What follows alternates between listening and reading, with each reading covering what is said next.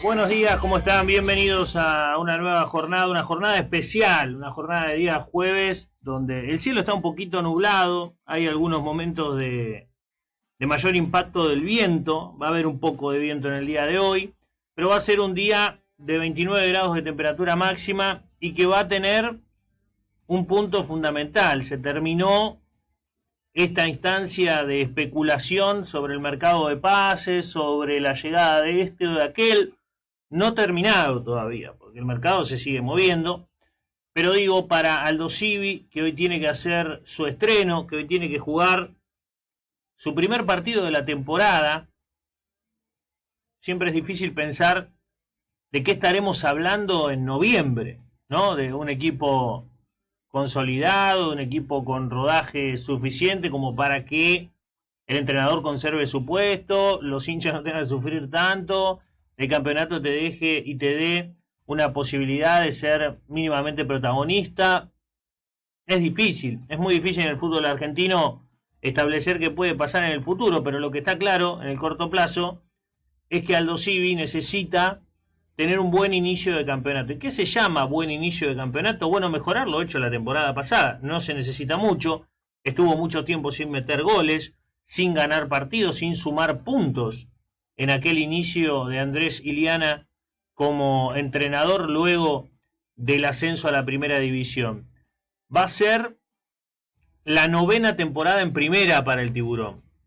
Y en ese contexto, sabiendo que ha pasado de todo bajo el puente, que ha sido también un mercado movido, no sabíamos muy bien tampoco, a medida que terminaba el campeonato, qué iba a pasar con el rearmado del plantel, si iban a quedarse muchos, si algunos podían continuar, porque muchos vienen a préstamo, a medida que se va armando el plantel, la palabra préstamo aparece a cada rato, y finalmente, entre los que volvieron a sus clubes de origen, algunos se quedan ahí, otros fueron cedidos nuevamente, entre los que finalmente se retiraron, como el caso de Jorge Carranza, o los que encontraron nuevos destinos, como uno que tuvo un gran año que fue Justo Gianni.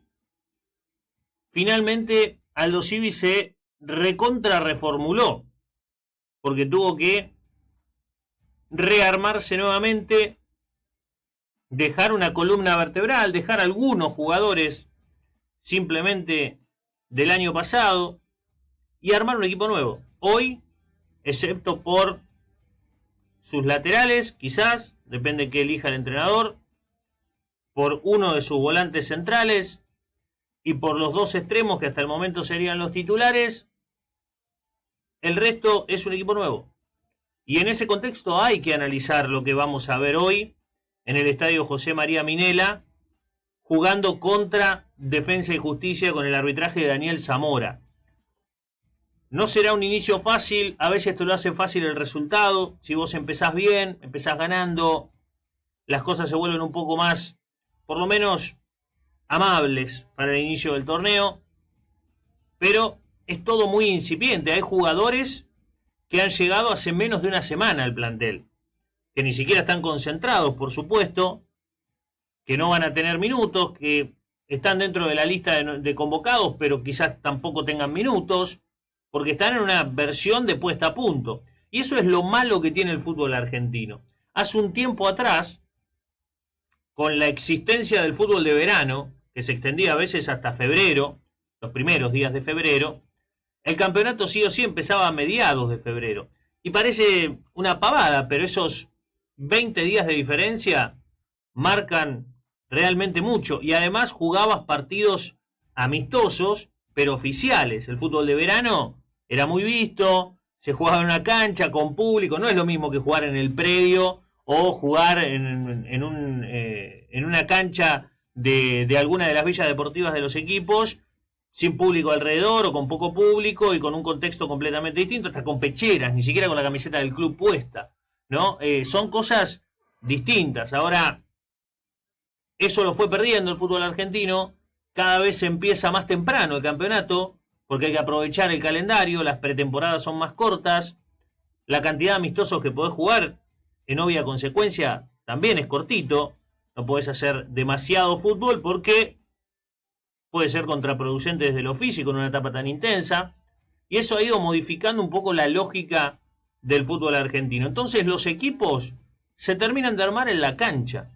Los equipos terminan de encontrar el rodaje definitivo jugando por los puntos. Y es por eso que a veces es tan difícil, porque antes vos llegabas con un equipo medianamente rodado y por ahí le dabas el último toque en la competencia oficial. Pero a veces llegás con un equipo completamente desarmado, que está tratando de ensamblarse de a poquito. Y es un laburo extra, claramente, para los cuerpos técnicos, principalmente, pero también para el jugador, que es el que en definitiva termina tomando las decisiones dentro del campo de juego. El mercado, creo yo, ha sido interesante. Se han sumado jugadores que en una medianamente buena versión de sus historias, de sus carreras, de sus desarrollos, una buena versión de ellos puede darle una interesante propuesta al equipo marplatense. Hablo de jugadores, un arquero joven pero con experiencia como Werner, detrás Chico, que también es un buen arquero, con un poco menos de experiencia quizás.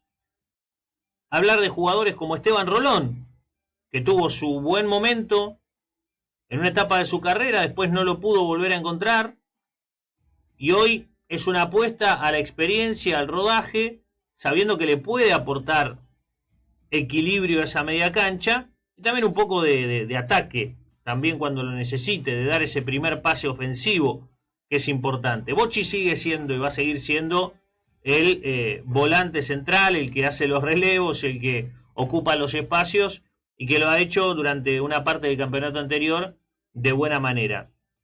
Pero los nombres que ilusionan también son los laterales. Guillermo Enrique, jugador que viene de jugar en Alianza Lima. Lucas Rodríguez, que es un muy buen jugador, con altos y bajos. El desafío siempre es encontrar los mejores niveles de estos jugadores. Una alternativa como Franco Leis, que tiene mucha experiencia, que viene del fútbol colombiano. Pero después los tenemos que ver en la cancha, porque con el currículum abajo del brazo no juega nadie. Juegan con su presente, juegan con sus realidades, juegan con la manera en la cual se acondicionan a lo que tienen alrededor también, a lo que el club les propone, la ciudad les propone, la comodidad, la incomodidad que puede significar para alguno, la promesa de que va a ser un jugador importante y después empieza a perder terreno. Es difícil a veces manejar todas esas situaciones en los planteles del fútbol argentino. A veces, qué sé yo, capaz que algunos de todos los que vinieron hablando con Farré en algún momento le debe haber dicho el entrenador, sí, bueno, vas a tener un rol importante, por ahí empezás de atrás, pero te podés ganar un lugar, y después terminas jugando 2 partidos en todo el primer campeonato y en junio se te va, porque el tipo quiere jugar. Entonces, veremos cuánto de todo lo que trajo el equipo de Mar del Plata, que depuró el plantel, lo hizo un poco más chiquito, teniendo en cuenta los que se fueron, de los que se quedaron, y de los que han venido, por supuesto, pero que le ha sumado también otros nombres propios, porque no hay que olvidar que están Matías Morelo y Emanuel Iñiguez, que vuelven al club después de sus respectivos préstamos, uno al Monagas y el otro a la Primera Nacional, jugando en el equipo de Fernando Tete Quirós, y tiene también alternativas, porque si hay algo que ha perdido Aldo Civi en este mercado, ha sido marcadores centrales. Se han ido Cabral, Motes, Laquidaín, Cumer, prácticamente todos, ¿no? Los zagueros centrales le ha quedado Santiago Moya, que ha terminado muy bien el campeonato de la mano de Farré, y Néstor Breitenbruch, que se está sumando también al plantel de a poco después de una dura lesión. Bueno, habrá que ver cómo va amalgamando todas estas nuevas piezas dentro de un esquema de equipo distinto, porque claro, el entrenador es distinto. El que armó el plantel de la temporada anterior era Andrés Iliana. El que lo dirigió la mayor cantidad de partidos fue Mariano Charlier. Y el que terminó tratando de que el plantel tuviera una buena actuación fue Guillermo Farré. Pero la base del plantel original la había armado Iliana. Ahora es un equipo al estilo Farré. ¿Qué va a significar eso? Todavía no lo sabemos. Tendremos que verlo hoy desde las 5 de la tarde, y después de un mercado realmente intenso que ha tenido Aldo Civi, todavía con nombres propios que terminó de confirmar ayer Aldo Civi cuando dio a conocer las dorsales de esta temporada, los números que van a usar cada uno de los jugadores. Recién ahí se terminó de confirmar toda la lista, incluido Nicolás Salazar, que al final el ex instituto es el zaguero central que estaba buscando para tener un poquito más de continuidad. Habían ido por Hugo Nervo, no pudieron cerrarlo, evidentemente, han apostado por Salazar. Pero ayer tuvimos lo que decíamos, un batacazo, el primer batacazo de la Copa Argentina, porque el subcampeón Argentino Juniors, con el debut de Enzo Pérez de titular, con el ingreso de Infantino, el equipo, uno de los equipos protagonistas estas últimas temporadas en el fútbol argentino, porque juega muy bien el equipo de Nico Díez, empató 1-1 con Midland, recientemente ascendido por primera vez a la Primera Nacional, y terminó perdiendo por penales, con Mauro Leguiza, el arquero de Midland, como gran protagonista, atajando 3 penales, pero además convirtiendo el suyo, que fue el definitivo. Además, se hizo cargo, dijo, no, el último lo pateo yo, y convirtió el gol que le permitió a Midland eliminar al subcampeón vigente de la Copa Argentina. Primer gran golpe de escena que tiene este campeonato, que hasta ahora tenía a los protagonistas, a los candidatos, tranquilos, ¿no? Todos pudieron pasar hasta con cierta tranquilidad, les diría. Ahora espera por Godoy Cruz o Deportivo Morón, rivales que va a tener, en cuanto a la divisional, en la Primera Nacional. Son compañeros, son equipos del mismo nivel.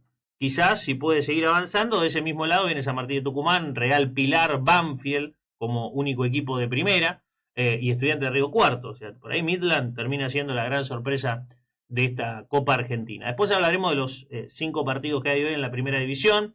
También hablaremos de la Champions, porque ayer una intensa jornada que dejó el panorama abierto para el miércoles que viene, donde van a estar y al menos 20 y pico de equipos con la calculadora a la mano. Un par no, ya ayer, qué sé yo, la victoria del Bayern Múnich, habíamos hablado de la victoria del Arsenal, ya son equipos que están entre los 8 mejores, pero el resto, ninguno la tiene fácil, ¿no? Todos tienen que ganar, y si no ganan, empezar a ver qué hacen los demás. Va a ser un miércoles, el 28 de enero, de suma definición para todos estos equipos que están en pugna, y que ayer, bueno, tuvimos un poquito de todo también en materia de resultados, algunas victorias complicadas, alguna sorpresita por allí, pero también varias goleadas, ¿no? Que eso ha sido también un factor preponderante. Hoy tenemos Europa League con el Aston Villa, con la Roma, con los marplatenses como protagonistas en el fútbol de alto nivel de la Argentina, pero además tenemos, por supuesto, otras cosas. ¿Y a qué me refiero con otras cosas? Bueno, ayer tuvimos una noche de básquet plena, con victoria de Peñarol como local y derrota de Quilmes y Unión como visitante en la Liga Argentina. Peñarol tuvo que trabajar, como era de esperar, ante un rival como Gimnasia de Comodoro Rivadavia. Fue victoria ajustada, otra vez como ante Racing de Chivilcoy, con Al Thornton siendo el hombre clutch, el hombre del momento definitivo. Clave su participación para el triunfo.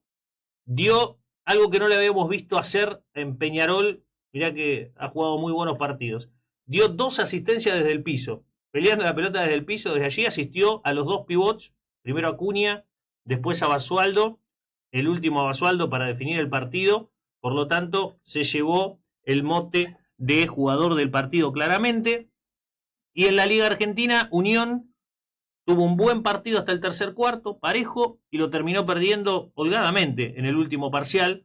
No pudo aguantar a Lanús. Lanús se quedó con su 5ª victoria consecutiva, viene subiendo a pasos agigantados. Todo lo contrario pasa con Quilmes, que ayer sumó su 4ª derrota en el 2026, perdió con Villa Mitre, con uno de los que está en el fondo de la tabla, allí en Bahía. Los locales ganaron su primer partido también del 2026, con la salvedad de que ayer volvió a la cancha a Juane de la Fuente, fue titular incluso Juane de la Fuente, y ni aún así el conjunto marplatense pudo traer una victoria para nuestra ciudad. Tiene que volver a jugar el viernes. Peñarol también tiene que volver a jugar el viernes contra Obras, pero bueno, estos resultados ya abren un panorama. Unión jugó 2 partidos este año, los perdió los 2, vuelve a Mar del Plata y el domingo vuelve a jugar en La Plata. Quilmes jugó 4, perdió 4 y Peñarol ya jugó 3 y ganó 2.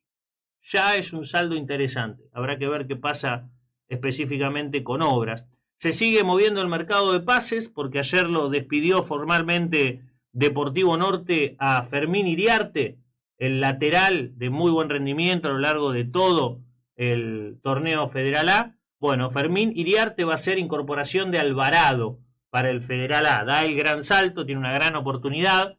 Y un Alvarado que hoy, tal como nos venían expresando, por supuesto, los protagonistas, estuvimos hablando tanto con Tomás Berra como con Germán Sosa de la llegada a Mar del Plata, de la vuelta al club, y ambos nos decían, bueno, sí, mañana ya lo tenemos que presentar. Bueno, hoy se tiene que presentar para hacer unos estudios, cuestiones más protocolares de rigor y una charla con el entrenador que otra cosa, pero bueno, oficialmente empieza la pretemporada.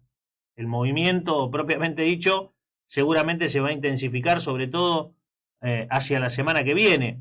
Pablo Martel quería empezar a trabajar ya. Falta un montón para el torneo. Está claro eso, ¿no? Mediados de marzo. Algunos dicen que mediado, o sea, 14, 15. Otros dicen que recién para el 20 y pico. Bueno, no sé, falta un montón igual. Pero Martel quería empezar a trabajar con los jugadores que ya tiene, empezar a darle rodaje al equipo. Los dirigentes, como suele pasar, como hizo Círculo, ponele que no empezó a anunciar entrenador ni jugadores hasta enero o hasta finales de diciembre, es para no tener que tener contratos desde diciembre. Te ahorras un mes de pago. Digamos, empezás directamente con los contratos desde enero. Bueno, acá desde el club querían que todo pase a febrero, que empiecen tranquilos en febrero, pero las urgencias de Martel por llevar adelante sus primeros trabajos, tener los jugadores, empezar a hablar, empezar a bajar línea de alguna manera, bueno, llevó a que finalmente hoy tengan su primer contacto con la pretemporada, ¿no? Que podemos denominar como pretemporada. Hoy también, a la mañana, debutó la dupla número 3 de la preclasificación en el Australian Open. Hablamos de Horacio Ceballos y Marcel Granollers.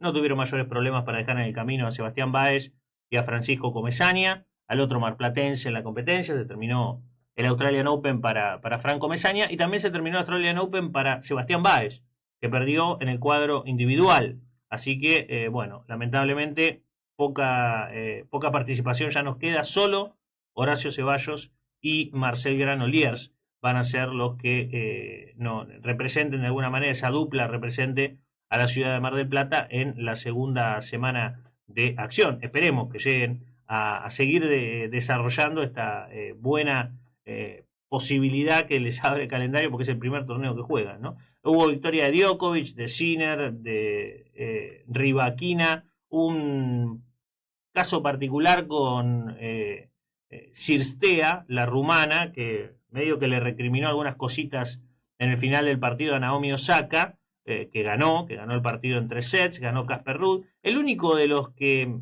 tiene cierta preclasificación, no es muy alta, pero tiene preclasificación y perdió, fue Stefanos Tsitsipas. El resto bastante normal y lógico. Lo que no es lógico es lo que hizo Stan Wawrinka. 40 años tiene el suizo, fue invitado a formar parte de este torneo y jugó un partido de 4 horas y 33 minutos. Y no solamente lo jugó, sino que lo ganó. Contra un qualifier, Artur Gea, que pobre debe estar tan contento como triste, ¿no? Porque tenía una oportunidad bárbara de eliminar a Wawrinka, no lo pudo hacer y encima se comió un partido de casi 5 horas, ¿no? Una locura, lo de Wawrinka con 40 años, vigente más que nunca y ya ubicado en ronda 3 de este torneo, ¿no? Lo que es la calidad, lo que es un tipo que siempre ha jugado bien al tenis y hoy, a pesar de que por ahí el físico no le ayude demasiado, no lo acompañe demasiado, evidentemente está en un altísimo nivel, ¿no? Hay que jugar ese tiempo y ganar el partido y seguir adelante dentro de una competencia tan difícil como el primer torneo Grand Slam de la temporada, ¿no? Y van todos con la mejor de las expectativas y con muchas ganas de empezar el año con todo. Bueno, Wawrinka dio cátedra en ese sentido. Bueno, nos vamos a ir a la pausa, 10:25 la hora en estos momentos en la ciudad de Mar del Plata. Por supuesto, tenemos algunas cositas más para poder comentarte aquí en el aire de la 99.9 y te vamos a estar acompañando hasta el mediodía, hasta la hora 12, como lo hacemos habitualmente. Pausa, la primera y ya venimos. Todos los deportes, toda la información en Instagram.